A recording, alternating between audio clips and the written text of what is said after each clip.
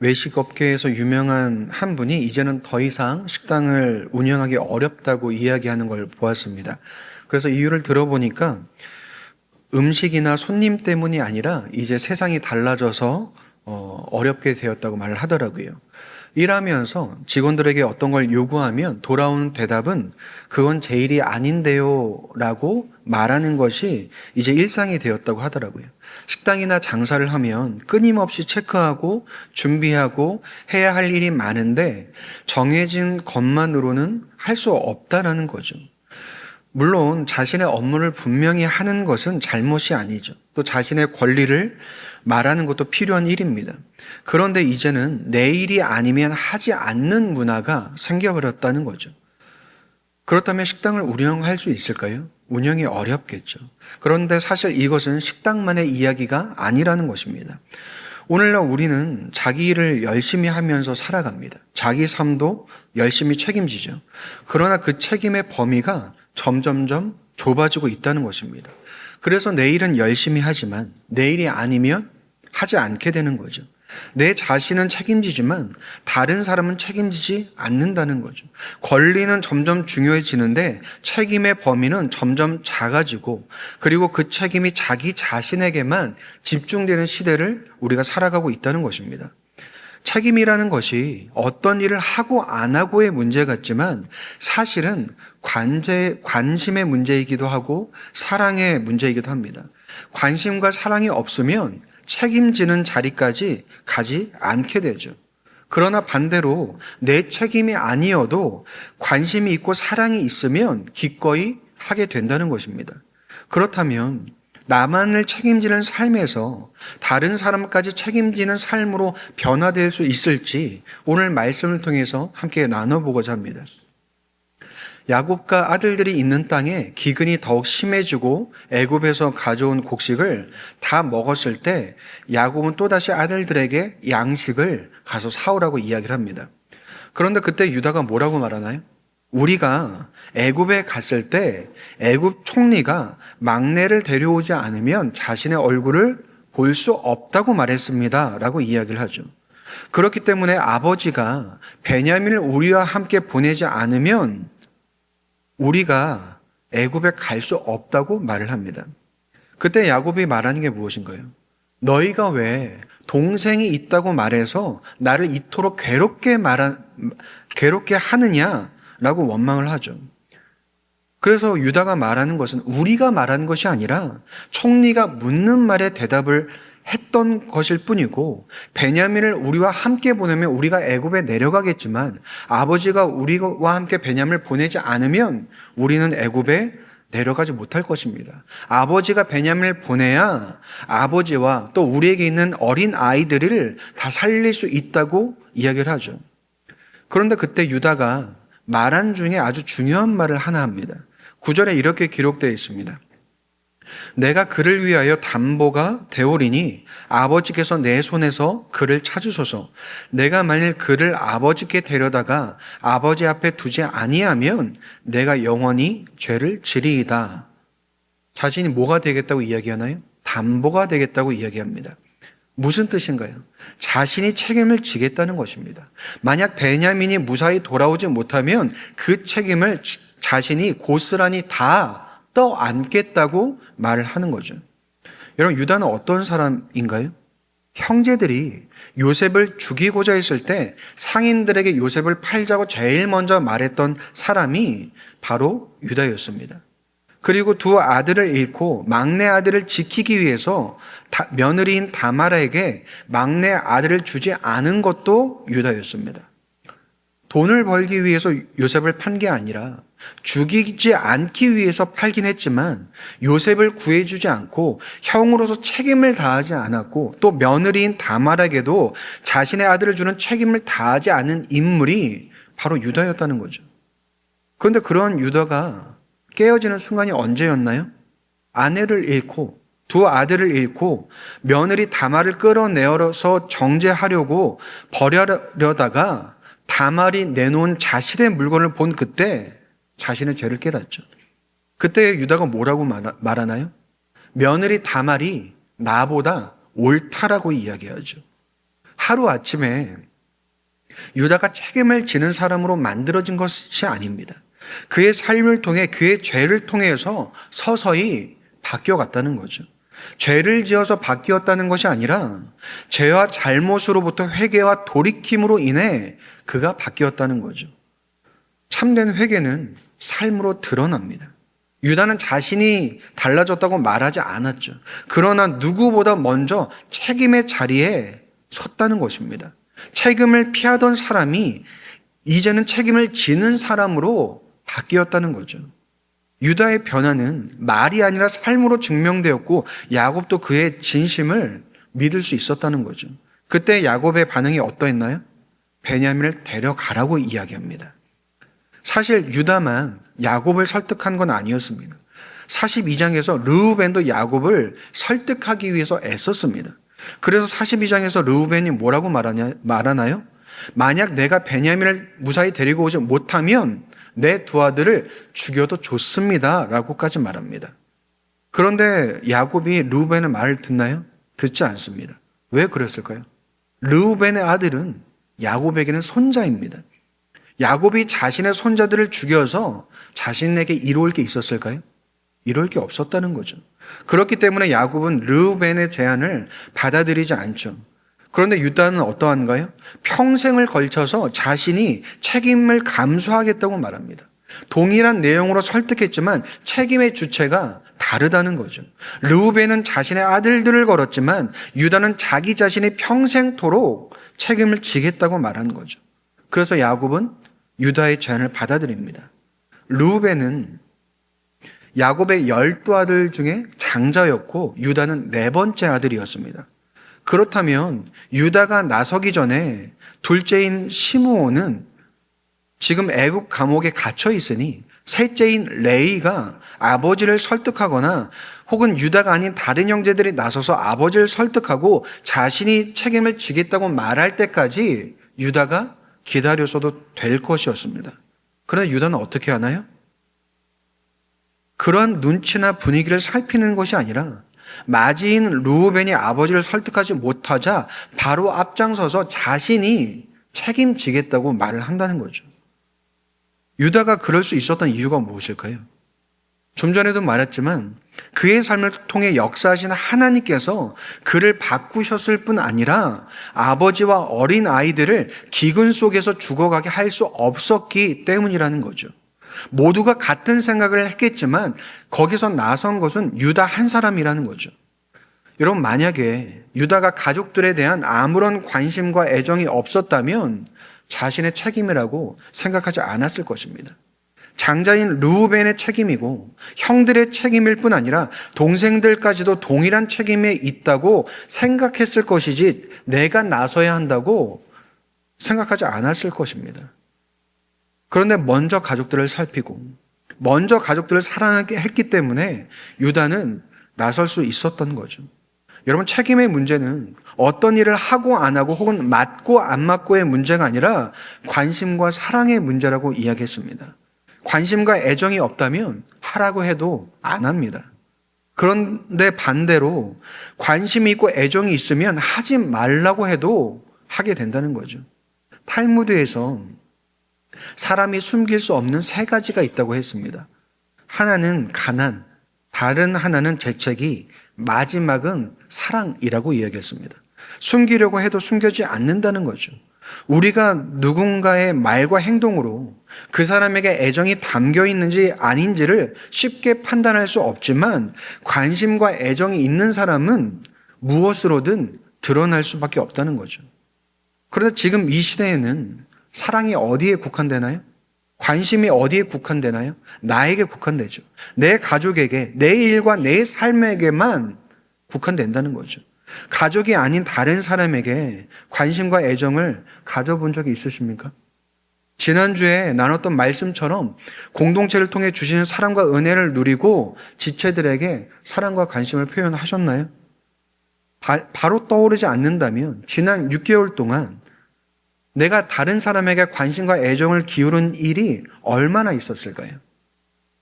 많지 않았을 것입니다. 왜냐하면 우리는 생각보다 다른 사람에게 관심이 없기 때문에 그렇습니다. 그런데 하나님께서는 우리가 그렇게 살아가기를 바라지 않으신다는 거죠. 유다가 베냐민을 책임지겠다고 말했지만 정작 그가 책임질 수 있는 것은 특별한 것이 없었습니다. 만약 베냐민이 무사하지 못했다면 유다가 어떤 책임을 질 수 있었을까요? 베냐민이 다쳤을 때 치료해 줄 수 있었을까요? 아니면 감옥에 갇혔다고 했을 때 꺼내줄 수 있었을까요? 아니면 죽었을 때 살려낼 수 있었을까요? 아무것도 할 수 있는 게 없었다는 거죠. 그저 돌아오는데 최선을 다하는 것 말고는 할 수 있는 게 없었습니다. 그렇다면 베냐민을 애굽에 데려갔을 때 무사히 돌아오게 하는 것은 누구에게 달렸을까요? 하나님께 달렸다는 거죠. 그렇다면 베냐민을 책임질 수 있는 것은 유다가 아니라 하나님이라는 것입니다. 그렇다면 왜 유다가 책임을 져야 하는 것일까요? 처음부터 하나님께서 책임을 져주셨으면 됐을 것인데 하나님께서는 왜 유다가 이렇게 책임을 지고 나서는 자리에 서게 하시는 것일까요? 그 이유는 책임을 통해서 하나님을 닮아가게 하시기 때문에 그렇습니다. 여러분, 하나님은 책임지시는 분입니다. 하나님은 아브라함, 이삭, 야곱, 요셉뿐 아니라 이스라엘을 책임지시고 모든 하나님의 사람들을 책임지시는 분이죠. 그래서 책임을 통해 하나님을 알게 하실 뿐 아니라 하나님의 사랑을 배우게 하시고 은혜를 누리게 하시죠. 그래서 그 사랑과 은혜를 담아서 나만 보는 것이 아니라 다른 사람을 품는 사람으로 빚어가신다는 거죠. 그래서 많은 사람들이 하는 말이 무엇인가요? 부모가 돼봐야 어른이 된다고 이야기합니다. 왜 그런가요? 자녀를 낳아보기 전까지는, 그리고 키워보기 전까지는 책임이라는 것을, 사랑이라는 것을 돌보고 살핀다는 것을 제대로 경험하거나 이해하기가 어렵기 때문이죠. 아이를 낳고 키워봐야 그제서야 깨닫게 되는 거죠. 그래서 제가 청년들에게 많이 해주는 말이 무엇이냐면, 아이를 낳아보면 하나님의 사랑이 실제가 된다고 이야기해 줍니다. 그 전까지 분명하게 알지 못했던 하나님의 사랑이 얼마나 크고 깊은지를 책임 있는 자리에 가서 경험하고 배우게 된다고 이야기를 해주는 것입니다. 그렇다면 우리도 그런 자리에 세우신다는 거죠. 그리고 우리의 책임을 통해서 하나님께서 어떻게 일하시냐면 단순히 우리가 깨닫고 배우게 하시는 것이 아니라 다른 사람을 돌보는 일을 우리의 책임을 통해서 하신다는 거죠. 하나님께서는 모든 것을 직접 하시는 것이 아니라 부모를 통해서 자녀를 돌보시고 교사를 통해서 학생을, 목회자를 통해서 성도를 돌보시게 할 뿐 아니라 서로가 서로를, 형제가 형제를, 자매가 자매를 돌아보게 하신다는 거죠. 그래서 하나님의 책임을 대신하게 하는 것이 아니라 하나님께서 자신의 사람을 사랑하시고 돌보시고 책임지신 일에 우리를 참여하게 하신다는 것입니다. 그렇게 하나님께서는 유다가 책임지게 하신다는 거죠. 단순히 그에게 일을 맡기시는 것이 아니라 내가 너를 책임지고 있으니 너는 다른 사람을 책임지는 삶을 살아보라고 말씀해 주신다는 거죠. 그렇다면 우리에게도 동일하게 말씀하신다는 거죠. 우리가 돌아봐야 할 사람은 우리 가족뿐이 아니라 내 자신뿐 아니라 혹은 새롭게 관계 맺고 전도해야 될 사람만이 아니라 이미 나의 관계 안에 두신 사람들을 책임지는 삶을 살아야 한다는 거죠. 다른 사람을 책임지라고 해서 먹여주고 입혀주고 재워주고 모든 것을 하라는 것이 아닙니다. 그럼 어떻게 해야 되나요? 관심과 사랑을 갖고 그 사람을 돌아보는 거죠. 때로는 음식이 필요할 땐 음식을 주고 옷이 필요할 땐 옷을 주고 잘 곳이 필요하면 잘 곳을 마련해 줄 수도 있지만 가장 중요한 것은 그 사람을 돌아보는 것, 그 사람에게 관심을 갖는 것, 그 사람에게 사랑을 표현하는 것이 필요하다는 거죠. 여러분, 하나님께서 그 일을 목회자인 저에게만 맡기셨을까요? 저는 그러면 돌보고 사랑하고 성도들은 관심과 애정을 받기만 하고 돌봄을 받기만 하면 되는 것일까요? 여러분, 서로 돌아보라고 말씀하셨습니다. 서로 사랑하라고 말씀하셨습니다. 힘든 사람이 있으면 서로 돕고 그 손을 잡고 일으켜 주라고 하셨습니다. 여러분, 우리 안에 그러한 모습이 없다면 우리가 한 공동체며 한 지체라고 말할 수 있을까요? 그럴 수 없다는 거죠. 그런데 우리가 생각하는 것은 무엇일까요? 이미 내 삶에 책임져야 할 것이 너무 많다고 생각합니다. 다른 사람까지 신경 쓰고 돌볼 여유가 없다고 생각하죠. 혹은 다른 사람에게 아무런 관심도 마음도 없이 살아가죠. 만나서 반갑게 인사하지만 내 삶은 내 삶이고 다른 사람의 삶은 다른 사람의 삶이라고 생각하죠. 지나치게 간섭하거나 상관하며 사는 것도 잘못되었지만 반대로 아무런 관심과 애정 없이 사는 것도 잘못된 것입니다. 그런데 유다의 책임으로 무슨 일이 일어나나요? 야곱이 바뀌죠. 하나님을 믿음에도 요셉을 놓지 못하고 베냐민을 놓지 못하던 야곱이 유다에게 뭐라고 말하나요? 베냐민을 데리고 애굽에 다녀오라고 말을 하죠. 그뿐 아니라 야곱이 누굴 찾기 시작할까요? 하나님을 찾습니다. 14절에 이렇게 기록되어 있습니다. 전능하신 하나님께서 그 사람 앞에서 너에게 은혜를 베푸사 그 사람으로 너희 다른 형제와 베냐민을 돌려보내게 하시기를 원하노라. 내가 자식을 잃게 되면 이르리로다 라고 말합니다. 하나님께서 은혜 주시기를, 아들들과 베냐민을 돌려보내주시기를 바랄 뿐 아니라 이제 베냐민을 자신이 쥐고 있는 것이 아니라 하나님께 맡기기 시작하죠. 유다로 인해서 야곱도 자신이 책임져야 할 자리에 서서 자신의 책임을 온전히 지는 사람으로 변한다는 거죠. 그리고 중요한 것 또 하나는 무엇인가요? 책임의 결과는 자신이 아니라 하나님께 있음을 믿고 하나님께 맡긴다는 거죠. 여러분, 어떤 게 믿음의 모습일까요?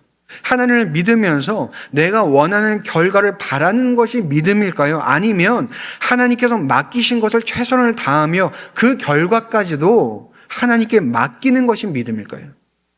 우리는 믿음이라고 할 때 하나님을 믿고 예배하는 것으로만 단순화시킵니다. 그리고 신자로서의 책임이라고 말하면 교회 생활로 축소시킵니다. 그런데 하나님의 뜻은 그렇지 않다는 거죠. 우리가 살아가는 모든 영역 속에서 믿는 자로서 신자로서의 책임을 다하고 살아가길 바라신다는 거죠.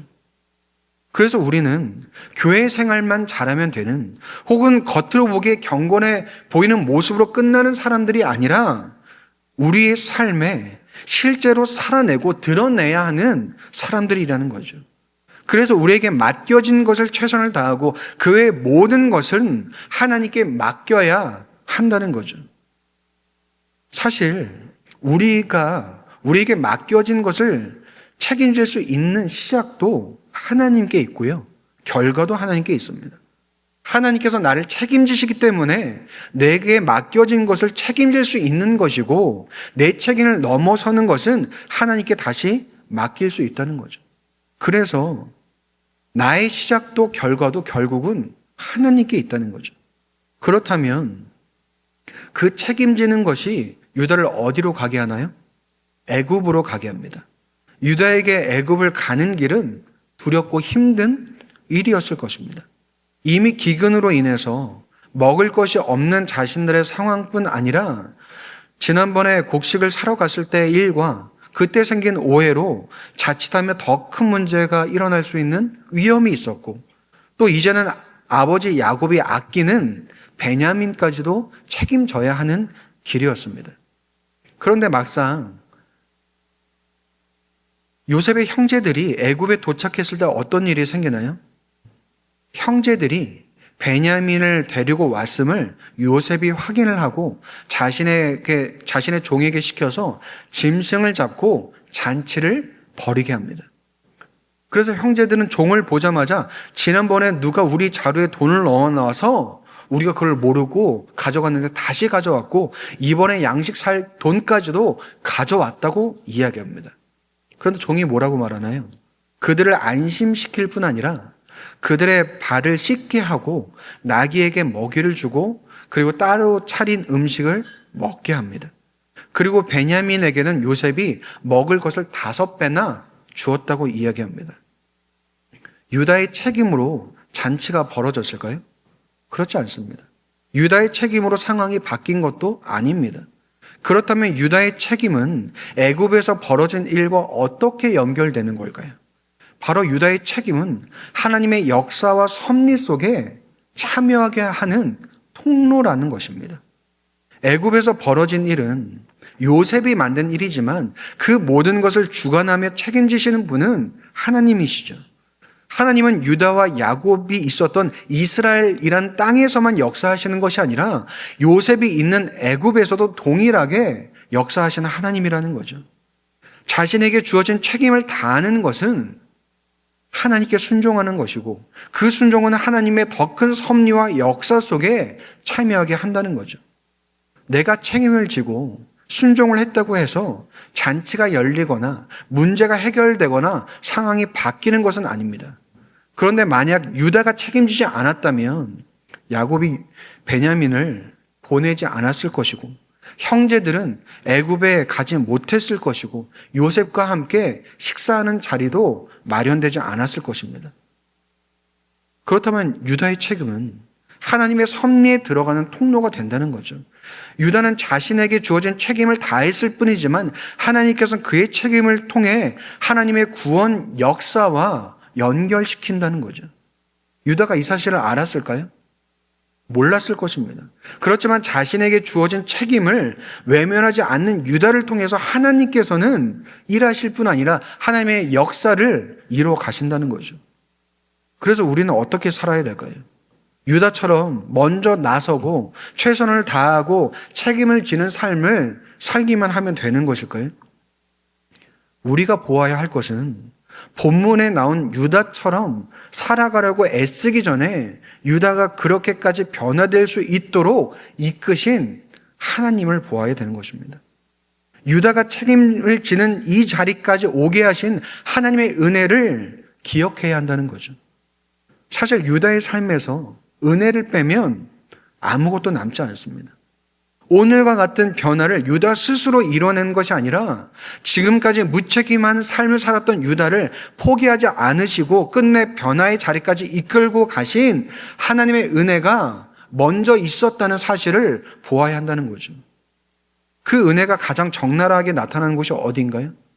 장자인 루벤이 아니라 넷째인 유다를 통해서 그리고 그의 며느리인 다말을 통해서 예수 그리스도가 이 땅에 오셨다는 사실이죠. 우리의 눈으로 보면 이것은 도저히 이해할 수 없는 수치고 오점입니다. 세상의 기준대로라면 이들은 예수 그리스도의 계보에 결코 들어와서는 안 될 사람들이라는 거죠. 그런데 하나님의 은혜는 우리의 자격 없음보다 우리의 죄악보다 언제나 더 크다는 것입니다. 하나님께서는 완벽하고 흠 없는 사람들을 골라 쓰신 게 아니라 이렇듯 허물 많고 깨어진 자들을 품어주신다는 거죠. 그리고 끊임없이 찾아오셔서 다듬으시고 만지셔서 마침내 책임과 사랑을 이루는 존재로 빚어내셨기 때문에 지금의 유다를 우리가 볼 수 있다는 것입니다.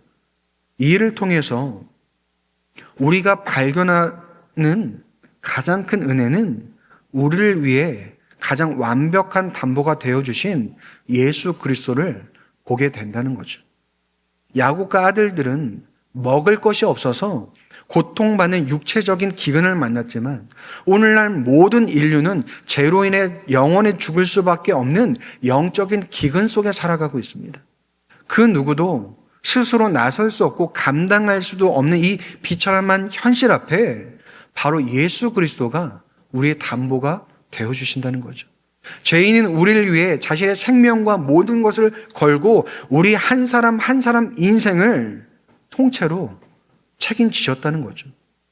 우리가 오늘 이 자리에서 이렇게 예배하고 신자라고 불릴 수 있는 이유는 나에게 아무런 흠이 없거나 내 삶을 완벽하게 책임졌기 때문이 아니라는 거죠. 예수 그리스도를 통해 나를 책임지시는 하나님의 은혜가 조건 없이 우리에게 주어졌기 때문입니다. 우리가 받은 은혜는요, 내 어떤 행동이나 자격 때문에 얻은 게 아니죠.